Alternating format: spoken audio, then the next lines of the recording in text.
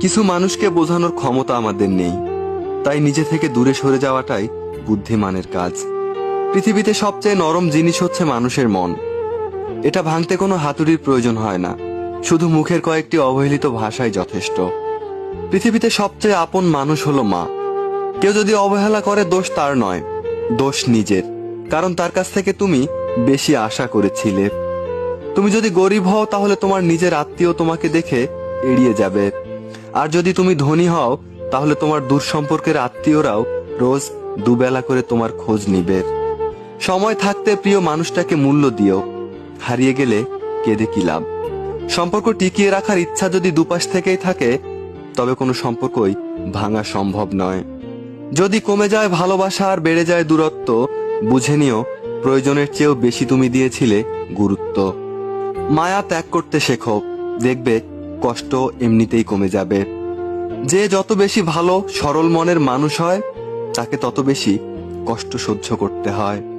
নিজেকে এমন ভাবে তৈরি করো যে তোমাকে ছেড়ে চলে গেছে সে যেন তোমার জীবনে ফিরে আসার জন্য আফসোস করে। এ শহরে ক্ষণিকের জন্য হাত ধরার মানুষের অভাব হয় না, শুধু অভাব হয় সারাটা জীবন হাত ধরে পাশে থাকার মানুষের। জীবনে দুই ধরনের মানুষের থেকে দূরে থাকবেন, এক ব্যস্ত মানুষ, দুই অহংকারী মানুষ। কারণ ব্যস্ত মানুষেরা নিজের ইচ্ছা ছাড়া কথা বলে না, আর অহংকারী মানুষেরা নিজের স্বার্থ ছাড়া পাশে থাকে না।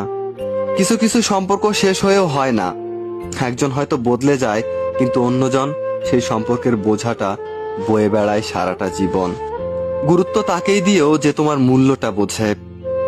ঠাট্টার ছলে যে তোমাকে মানুষের মাঝে অপমান করে, তাকে তুমি বন্ধু বানিও না।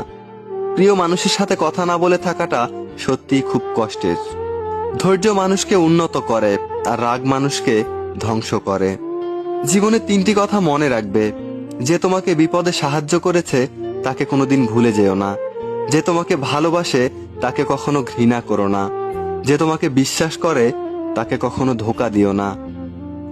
সব সহ্য করা যায়, কিন্তু প্রিয় মানুষের অবহেলা সহ্য করা যায় না।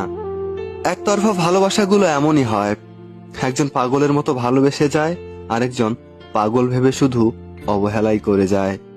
অনুভূতি, ভালোবাসা, মায়া, এগুলো যত কম প্রকাশ করবেন, মানুষ আঘাত করার সুযোগ ততই কম পাবে। কোনো অভিযোগ নেই, আর কখনো থাকবেও না, আছে শুধু অভিমান, যা কখনো ভুলবও না। সময়ের সাথে যদি কোনো সম্পর্ক নষ্ট হয়ে যায়, তাহলে বুঝে নিও সে সম্পর্কে ভালোবাসা নয়, প্রয়োজন ছিল। সম্পর্ক কখনো তৃতীয় ব্যক্তির জন্য ভাঙে না, সম্পর্ক ভাঙে তার জন্য যে তৃতীয় ব্যক্তিকে